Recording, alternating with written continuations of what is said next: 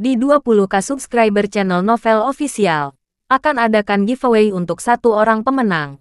Syaratnya kalian harus subscriber, komen, like, share, supaya kalian bisa terpilih untuk jadi pemenang giveaway.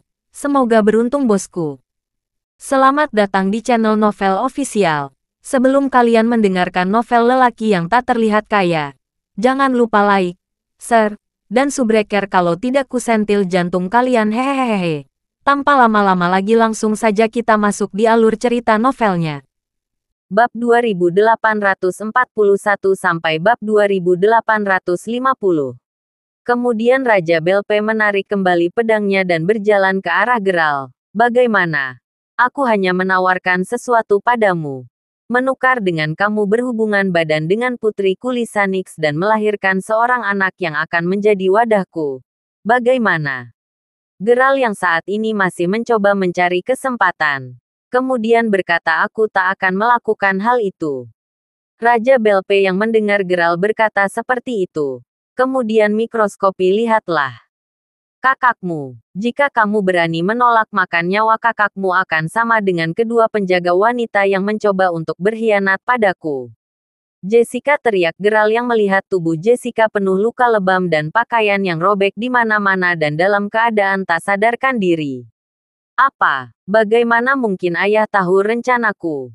Kata Lisanix yang melihat kedua orangnya. Telah dibunuh oleh prajurit elit Sekte Liga Matahari.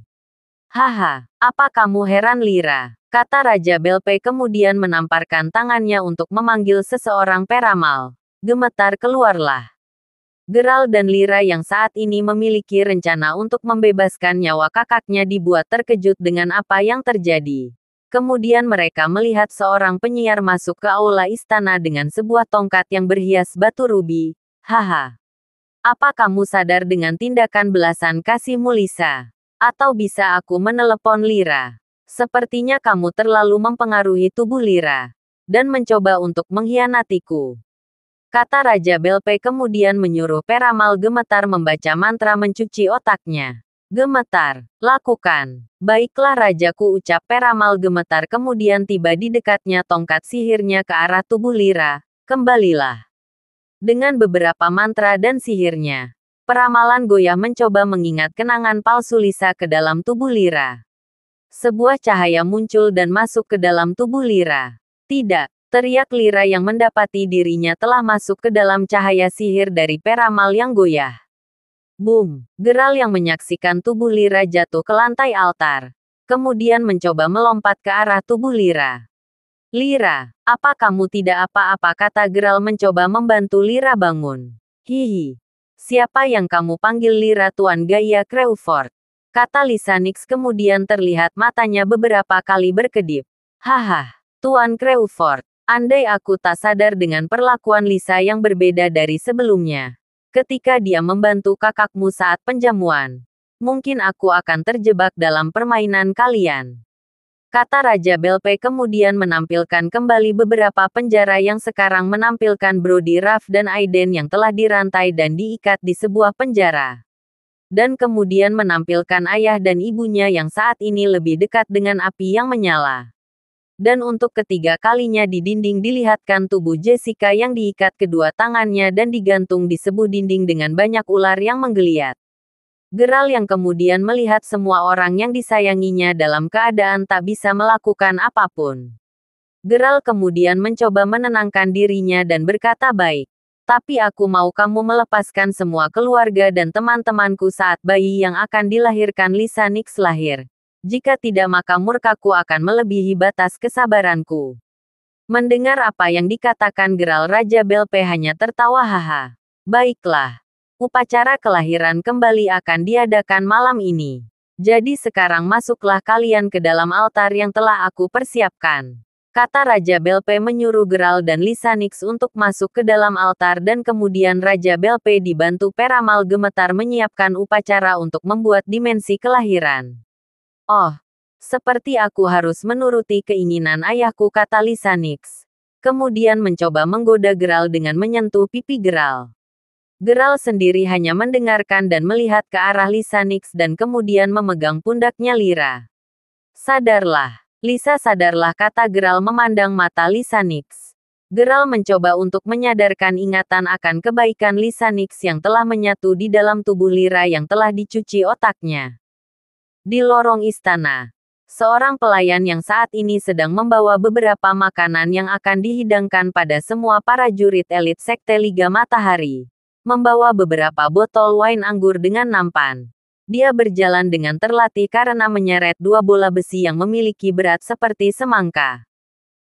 Terak pelayan yang menahan bola besi dengan tangan terborgol dan beberapa rantai yang terikat di tangannya. Aku harus cepat, atau mereka akan menyiksaku.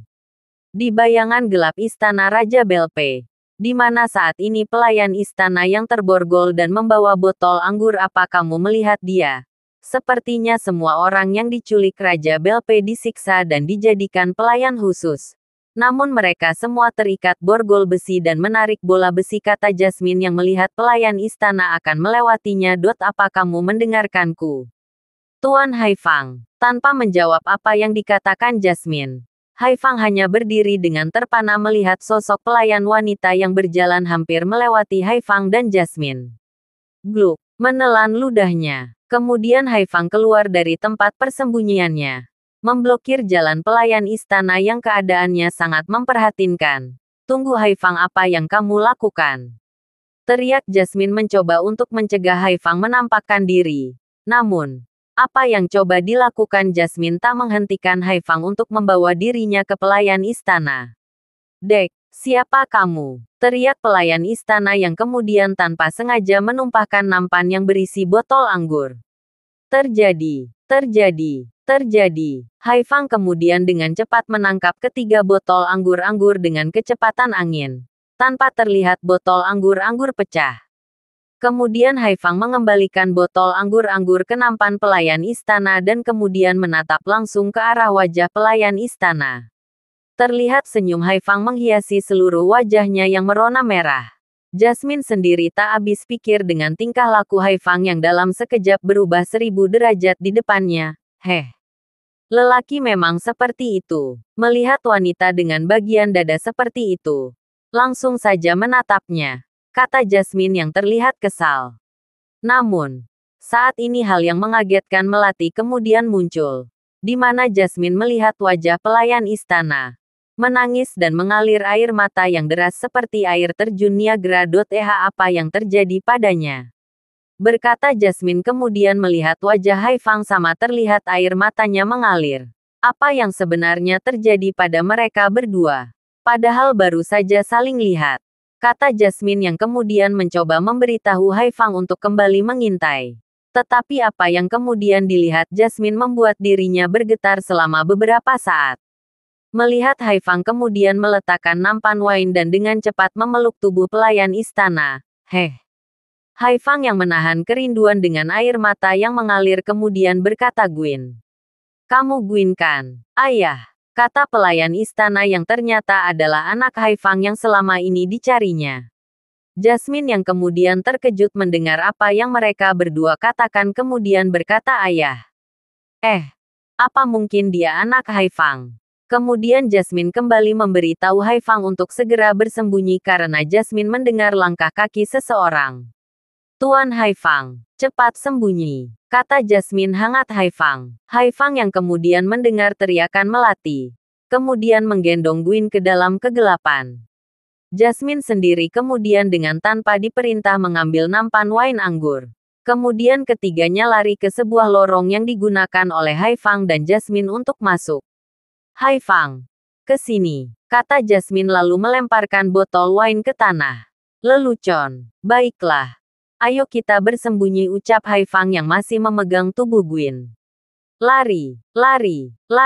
Haifang yang saat ini berlari dengan membawa bola besi dan tubuh Gwyn sedikit merasa kelelahan. Jasmine, kita cari tempat untuk beristirahat dan membuka borgol Gwyn, teriak Haifang pada Jasmine. Baik. Kata Jasmine kemudian masuk ke sebuah ruangan. Namun dengan cepat Gwyn berkata, jangan. Lebih baik kita ambil ruang itu. Jasmine yang mendengar apa yang dikatakan Gwyn kemudian dengan cepat berlari ke sebuah ruangan yang ditunjuk Gwyn. Apa kamu tahu tempat aman di dalam istana ini, Gwyn? kata Haifang. Iya, teriak Gwyn kemudian melihat wajah Haifang dengan senyuman. Kemudian mereka bertiga masuk ke sebuah ruangan yang seperti dapur istana. Bukannya ini dapur, kata Jasmine yang kemudian melihat air di depannya dan dengan cepat meminum air mineral. Gluk, gluk, gluk. Wah, segar. Walaupun di dalam istana, namun di sini terasa sedikit menguras tenagaku, kata Jasmine yang melelahkan. Terjadi. Menurunkan Gwyn.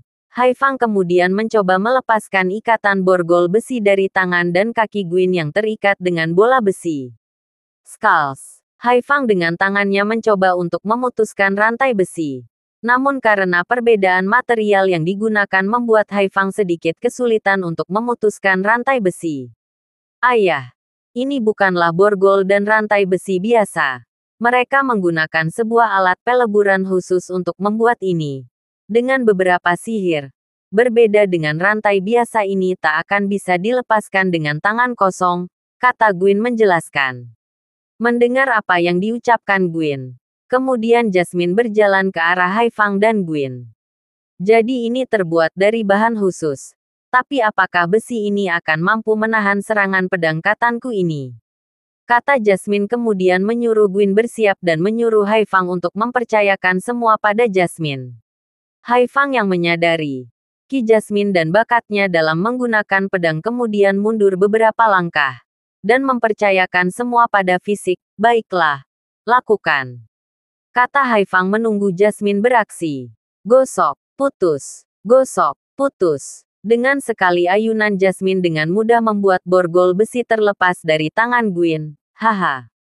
Ini adalah pedang legendaris pemberian Old Flynn. Dengan pedang ini aku bersumpah untuk membantu Ayang Geral mencapai tujuan, berkata Jasmine kemudian memasukkan katananya ke sarungnya. Shrek, Gwyn, teriak Haifang dengan wajah bahagia. Ayah, kata Gwyn menyapu udara. Gwyn, ayah, Gwyn, ayah. Hoi hoi, apa yang sedang kalian katakan? Ayo cepat kita berlatih untuk menemukan seseorang, kata Jasmine yang tidak terlalu menyukai keromantisan seseorang.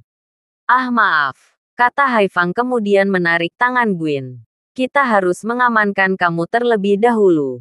Gwyn yang mendengar kata Jasmine kemudian dengan cepat berkata, tunggu. Apakah kalian mencari dua orang pemuda yang babak belur? Hah, pemuda, kata Jasmine kemudian berhenti untuk lari. Apa maksudnya? Kami kesini untuk mencari keberadaan keluarga Crawford.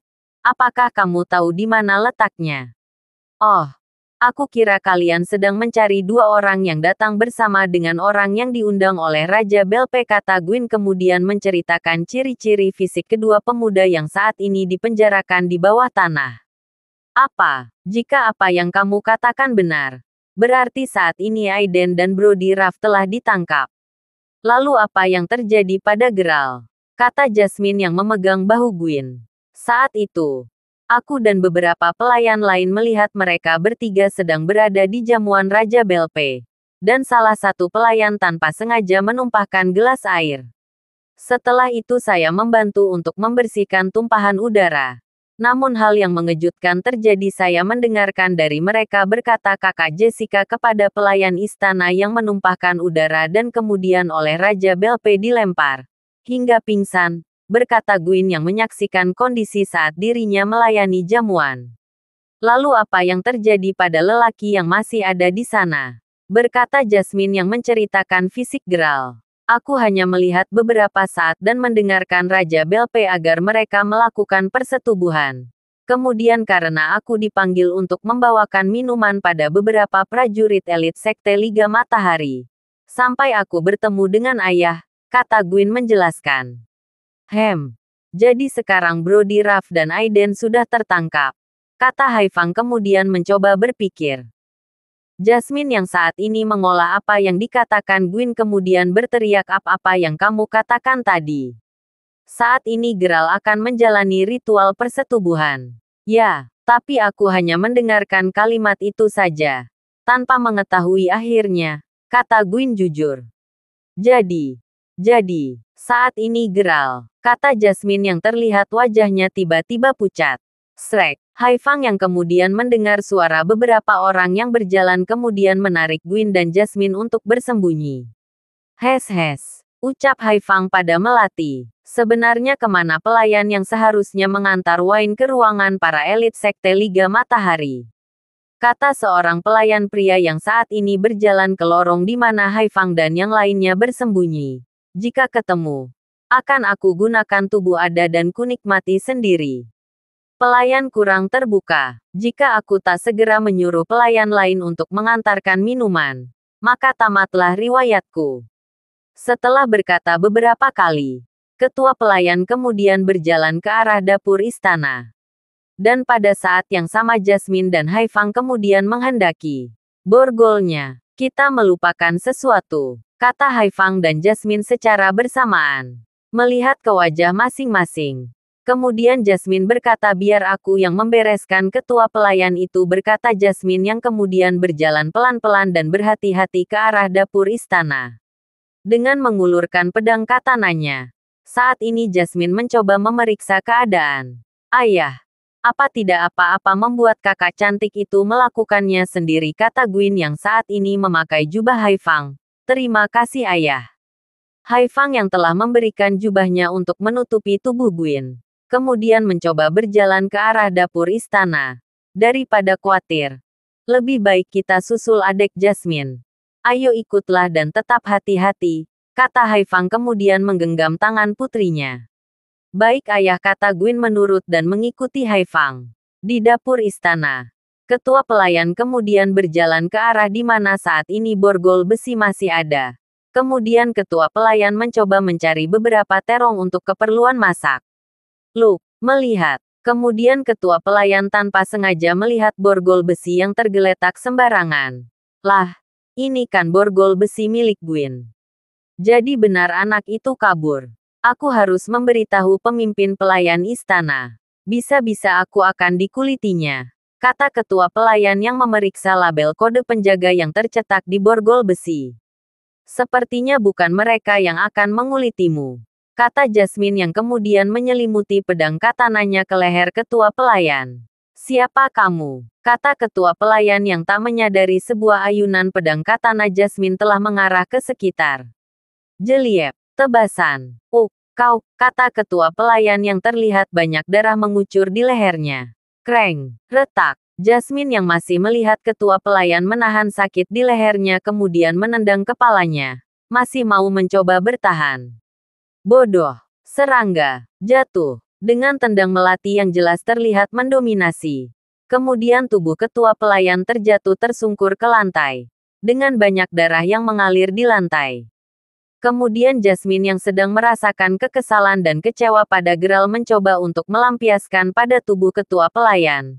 Akan aku mencacah tubuhmu sesuai permintaan pelanggan. Rasakan, terak Jasmine mencoba untuk mendekatkan pedang katananya. Terjadi. Tunggu. Adek Jasmine. Kendalikan emosimu. Kata Haifang yang dengan cepat meraih tangan Jasmine yang mencoba untuk menutup tubuh ketua pelayan. Kita jangan terlalu terlihat melakukan tindakan kita. Jasmine yang mendengarkan kata Haifang kemudian kembali sadar. Maafkan aku.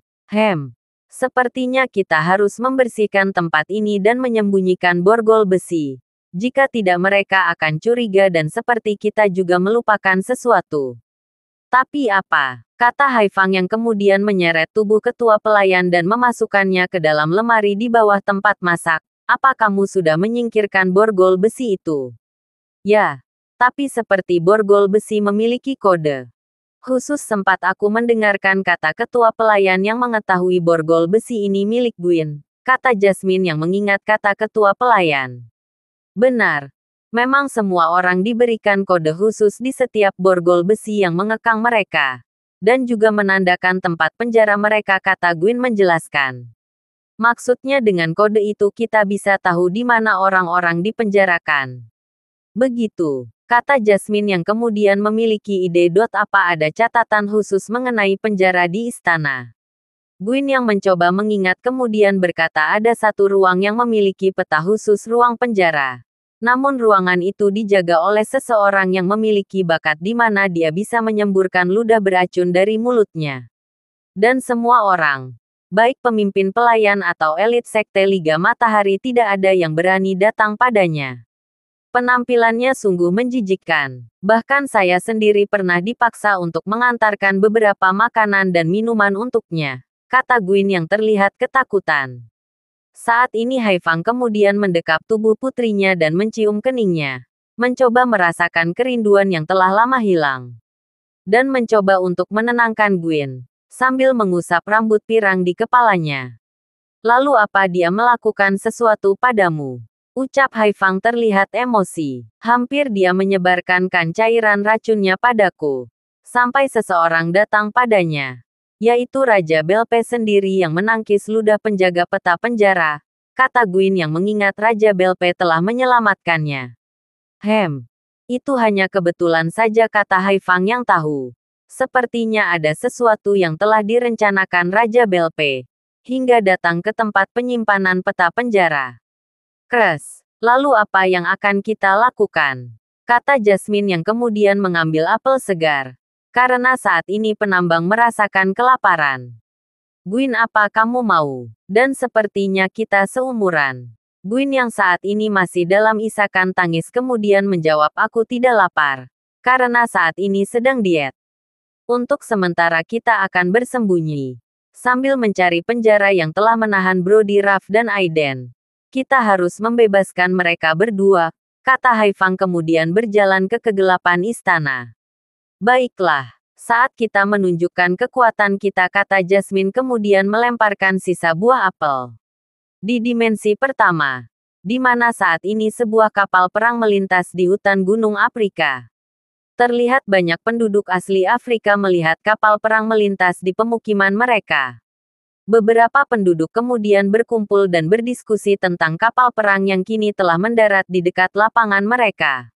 Beberapa penduduk mencoba mendekati kapal perang yang jelas terlihat sebuah lambang sayap dan pedang. Jess, suara angin yang keluar dari kaki kapal perang yang mendarat.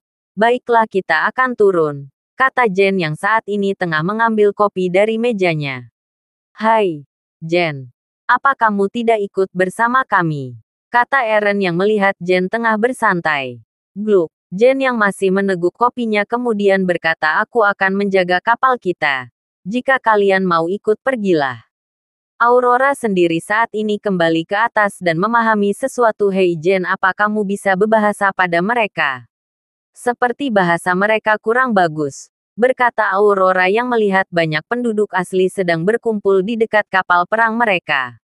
Terjadi. Oh, mereka adalah penduduk asli Afrika. Sepertinya mereka diculik dengan muhahaha. Kata Jen kemudian dengan santainya keluar dari kapal perang dan berjalan ke arah seseorang penduduk asli Afrika. Berbincang dan berbicara beberapa kalimat pada mereka. Semua orang kemudian tercengang dengan apa yang baru saja terjadi di depan mereka. Setelah mendengarkan Jen berbicara dengan bahasa yang mereka semua tidak tahu. Anggota kapal perang Sekte Sayap Kebebasan melihat semua penduduk kemudian meninggal di kapal perang mereka. Apa yang kamu katakan, Jen? Kata Aurora yang penasaran. Oh, setelah sempat berbicara dengan warga asli Afrika. Seperti ada orang lain di sini. Kata Jen kemudian memanggil semua orang untuk berkumpul. Hoi, kalian sepertinya ada seseorang yang akan menemui kita. Jadi kita tunggu beberapa saat. Hah? Siapa? Berkata semua orang kemudian kembali ke kapal perang mereka. Setelah beberapa lama menunggu, mereka semua melihat seseorang datang mengendarai sebuah Vespa kecil. Melihat sosoknya sangat familiar, mereka semua telah bertemu dengannya di Canan dan membantu mereka untuk mencari keberadaan Nona Vexana. Din din din. Oh, dia sudah datang, kata Jen kemudian mengajak semua orang untuk mendiskusikannya. Apakah ada yang lebih mengenal dia dari kita semua? Eren yang kemudian melihat sosok dengan topi koboi kemudian mencoba untuk menerka siapa orang yang menutupi wajahnya. Siapa dia? Apakah aku pernah bertemu dengannya? Jen katakan siapa dia. Jen yang saat ini berada di samping Torao kemudian mendorong tubuh Torao ke arah orang dengan topi koboi. Coba apa kamu mengenalnya?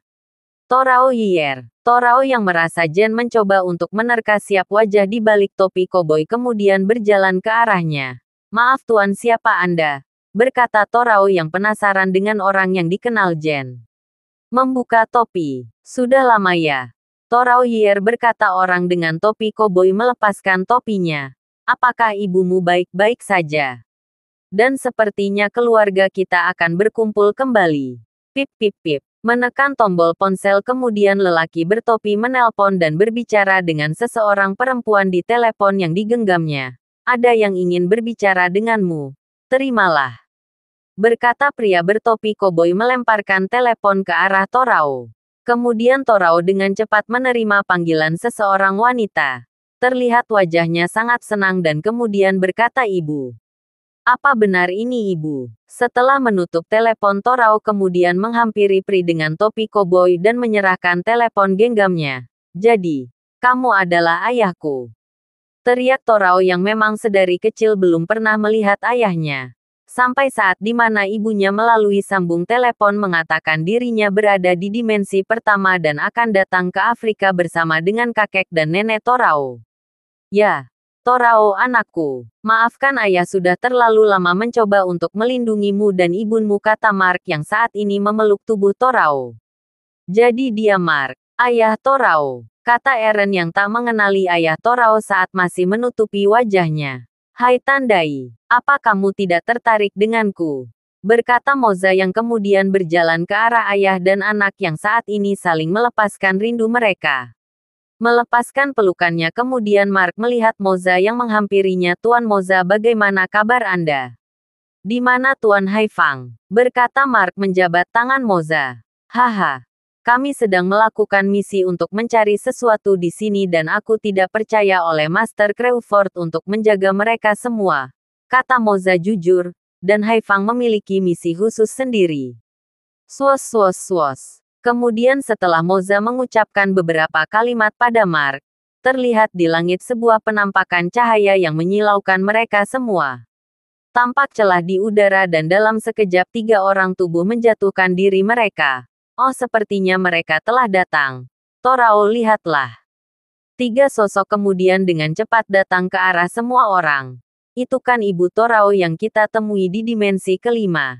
Yang saat itu membantu kakak Khalifah keluar dari dimensi kegelapan. Bukan. Torao Yier yang telah tersadar dari lamunannya kemudian melihat Vexana datang mendekatinya. Ibu, kamu selamat. Ya Torao, kata Vexana sambil memeluk tubuh Torao Yier. Dan akan aku persembahkan kakek dan nenekmu. Jadi ini cucuku dan ini suami manusiamu. Vexana. Kata Ruel Yier yang kemudian memeluk kedua lelaki di depannya. Momi Azizah Yier. Kemarilah. Apa kamu tidak mau bertemu dengan kedua orang ini? Lalu Azizah Yier memeluk kedua orang di depannya. Kamu seperti terlihat kuat nak. Kata Azizah Yier pada Torao Yier. Ya. Nek. Saat ini berkat dari seseorang yang telah melatihku sekarang aku bisa membalas dendam klan Yier.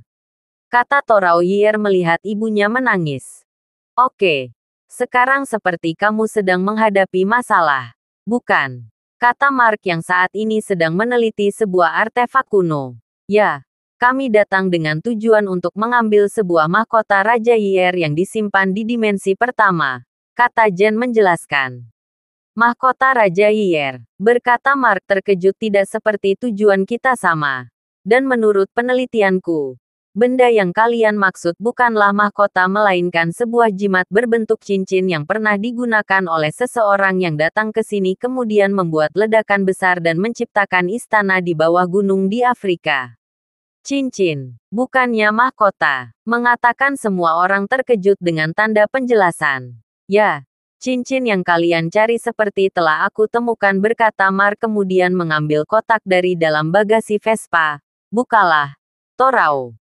Kemudian Mark menjelaskan bagaimana dia mengetahui benda sihir yang ditemukannya. Semua ada di dalam peti yang pernah ditemukannya di Afrika saat penelitian tentang penduduk Afrika yang kemudian menyerah sebuah buku peninggalan Raja Yier terdahulu. Di mana cincin akan berfungsi jika orang dengan darah Yier mengalir di dalam tubuhnya. Saat ini Torao mencoba memakai cincin Yier. namun tak menghasilkan apapun. Terlihat Mark kembali membuka buku peninggalan Raja Yer dan mengatakan sesuatu pada Torao. Jika benar apa yang tertulis di buku ini, maka hanya dengan beberapa mantra, cincin ini akan bekerja. Apa kamu mau mencobanya lagi? Saat ini Mark sedang menampilkan sebuah kalimat pada Torao Yer dan mencoba untuk melihat apa yang akan terjadi setelah Torao Yer membaca mantranya. Saat ini Torao Yer mengangkat tangan dan kemudian membaca mantra yang diucapkan dari mulut. Baiklah. Aku adalah pengganti kekuatan dan kekuasaanmu.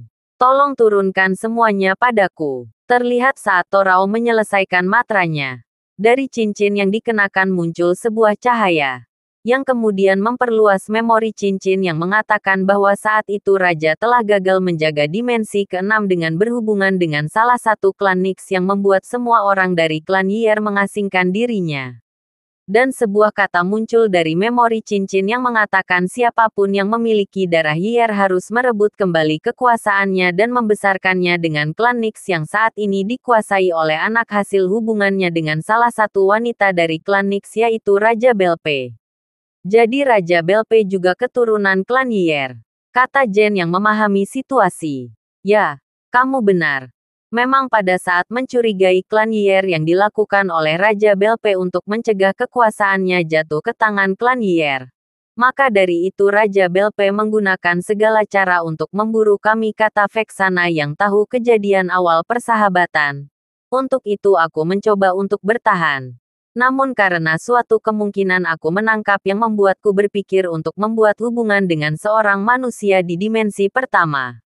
Dan setelah anak kami lahir, baru diketahui jika darah kami tidak bisa membuat anak kami hidup abadi.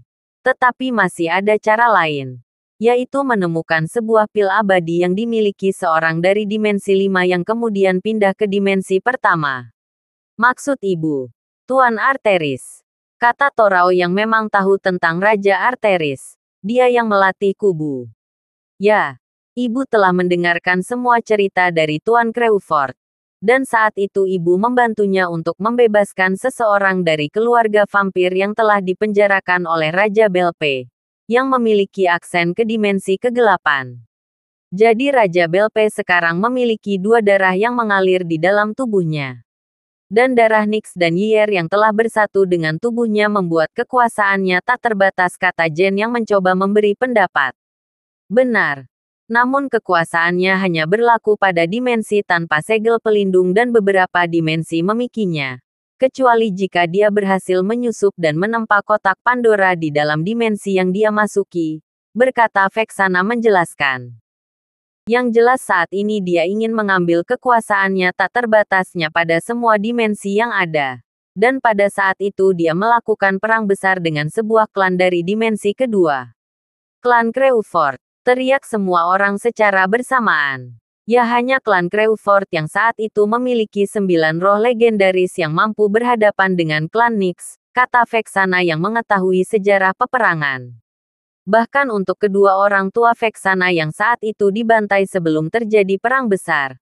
Hanya mengingat mendengarkan cerita Vexana yang menyaksikan semua dimensi yang dikunjungi telah dibantai oleh komedian Raja Belpe. Maaf menyela. Saat ini tujuan kita seperti dipermudahkan dengan ditemukannya cincin raja yang memang seperti sebuah mahkota raja yang kami cari.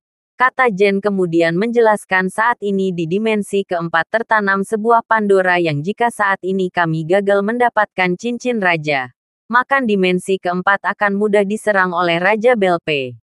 Apa? Kotak Pandora? Teriak Ruelier yang kemudian mencoba memastikan penglihatannya. Benar.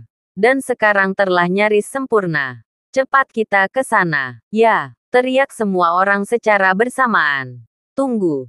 Tapi seperti aku tak bisa ikut dengan kalian, kata Mark yang kemudian terlihat berdiri di dekat Vespanya. Tapi, ayah, kata Torao Yer yang masih rindu dengan kedua orang tuanya. Baiklah. Torao, ibu akan menemani ayahmu. Bagaimanapun saat ini kamulah yang akan menentukan nasib semua dimensi, kata Vexana kemudian berjalan ke arah tanda dan memeluk tanda tubuh. Baiklah. Aku pasti akan kembali dan membahas kalian berdua. Jaga diri kalian, kata Torao memeluk kedua orang tuanya dan kemudian melompat ke kapal perang. Seperti aku juga harus ikut. Ini sungguh menarik, bagaimana aku bisa melewatkan kematian Raja Belpe yang saat ini mungkin beberapa klan Crewford akan memulai perang besar yang belum sempat aku saksikan. Kata Ruelhier kemudian berjalan ke arah istrinya. Sayangku Azizah. Seperti akan lebih baik kamu juga tinggal bersama dengan Vexana dan suami. Aku pasti akan kembali setelah mengajarkan beberapa teknik dimensi pada cucu kita. Memandang Ruelhier. Kemudian Azizah Hier memeluk tubuh suaminya dan berkata, hati-hatilah. Aku akan menunggu kalian semua. Hup, hup, hup. Setelah merayakan selamat jalan. Kemudian semua orang menaiki kapal perang. Tinggal Moza yang masih menatap Mark. Karena setelah pertempuran beberapa kali di kota Chang'an, Mark telah merawatnya dengan baik. Moza, salamkan pada Haifang dariku. Kata Mark yang kemudian melihat Moza pergantian tangan. Oke, teriak Moza kemudian dengan senyuman masuk ke dalam kapal perang. Saat ini Jen yang telah berada di kokpit, menarik beberapa kapal tua. Melihat dan memeriksa kembali kesiapannya. Menggertak jari tangannya. Terlihat Jen menarik tuas kapal perang untuk terbang ke udara. Astaga, suara angin dari bawah kapal membuat hentakan keras yang membuat Mark dan yang lainnya sedikit mundur. Semoga mereka semua berhasil, kata Mark dalam hati. Zoom, menderu. Kapal perang kemudian terangkat ke langit. Mencoba terbang lebih tinggi.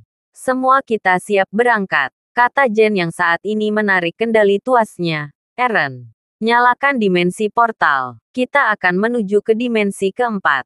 Siap, Kapten. Terak Eren siap menekan tombol portal. Semua teknologi kapal perang dirancang dengan profesional oleh Jen. Namun pada saat Eren akan menekan tombol portal, suara langkah kaki terdengar ke arah mereka. Ketuk, ketuk, ketuk. Haha, kalian masih mencoba cara manual untuk berpindah dimensi. Kata Ruelhier kemudian menutup tangannya. Dibutuhkan beberapa hari untuk bisa sampai dengan menggunakan dimensi portal. Sebuah alat sihir yang diciptakan oleh klan Nyx memang beregu. Maksud Anda, berkata Eren yang tidak jadi menekan tombol portal. Haha, akan aku tunjukkan, kata Ruelhier. Membaca mantranya. Terlihat cahaya hitam terbentuk dan dengan cepat memasukkan seluruh kapal. Zeus, gemuruh. Semua orang terkejut dengan suara yang tiba-tiba tercengang dari luar kapal. Mereka merasa seolah-olah waktu berjalan dengan kecepatan. Terlihat kapal perang menghilang. Bahkan hanya dengan sekali kedipan mata kapal perang dan semua orang telah berada di dimensi 4. Zeus, gemuruh. Terlihat Ruel mengingat kedua tangannya. Sudah. Tapi hanya ini yang bisa aku bantu. Lumayan menguras tenaga dan bakatku, kata Ruelhier yang terlihat kelelahan. Ajaib, lihat. Kata Erikarin yang kagum dengan apa yang terjadi. Semua orang kemudian melihat apa yang ditunjuk oleh Erikarin. Torao, kita harus cepat, kata Moza yang saat ini mencoba untuk melompat turun. Tunggu, seperti kotak Pandora belum sempurna, kata Torao Yier yang saat ini sedang dibisikin sesuatu oleh kakeknya. Semua orang kemudian menunggu beberapa detik. Mereka melihat Ruelhier serius untuk memberikan beberapa teknik yang bisa Torao gunakan untuk membuat Pandora kehilangan fungsinya dan bahkan akan dengan mudah ditaklukkan.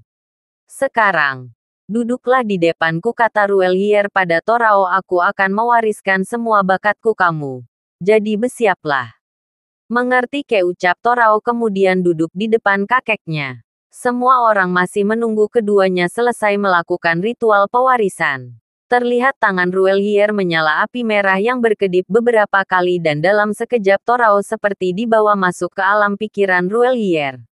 Di dalam alam pikiran Ruelhier sendiri, 1 detik akan seperti 100 tahun. Dengan mencoba membuat Torao Hier memiliki semua bakatnya, Ruel yang berharap pada Torao akan menjadi raja semua dimensi dan menggantikan kekuasaan Raja Belpe yang sekarang. Darah Hier Torao saat ini seperti sedang dicuci dan dimurnikan. Agar Torao Hier mampu menggunakan semua bakat yang dimiliki. Zelep. Setelah beberapa detik berlalu, Torao Yier kemudian membuka matanya. Beberapa kedipan matanya seolah memancarkan aura api yang membara. Mempercepatkan. Melompat ke arah pintu kapal. Ini sudah saatnya, kata Torao Yier kemudian mencoba melompat. Torao, gunakan cincin mahkota raja untuk membuatmu memiliki kekuasaan pada Pandora. Teriak kakek Cruel Yier pada Torao yang saat ini mencium cincin mahkota raja. Baik kek, ucap Torao Yier kemudian membaca mantra dan melompat ke udara. Membuka baju di udara. Terlihat tubuh kekar Torao dengan sinar putih menyala terang.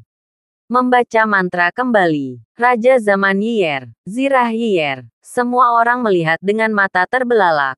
Bahkan saat ini dua wanita yang melihat Torao terkesima dengan apa yang terjadi pada Torao. Luar biasa, teriak Erikarin melihat Torao yang saat ini seperti seorang kesatria dengan balutan armor raja. Bahkan Aurora menggigit rahang dan melihat dengan penuh kesabaran. Sungguh pria yang tangguh. Moza yang saat ini tak mau tinggal diam kemudian melompat ke arah Torao. Torao, aku akan membantumu. Ya, kita akan taklukkan Pandora bersama. Berkata, Torao Yier yang mendengar Moza berteriak.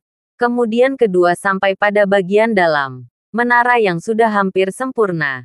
Dan mereka berdua masuk ke dalamnya. Keduanya melihat Pandora berputar beberapa kali. Semoga kita bisa tepat waktu. Teriak Torao Yier yang melihat putaran Pandora terlihat mulai mengendur dan mulai pelan menuju putarannya. Moza yang saat ini melihat kotak Pandora seperti akan berhenti berputar. Yang menandakan akan menara yang telah dibuat oleh Pandora akan mencapai kesempurnaannya.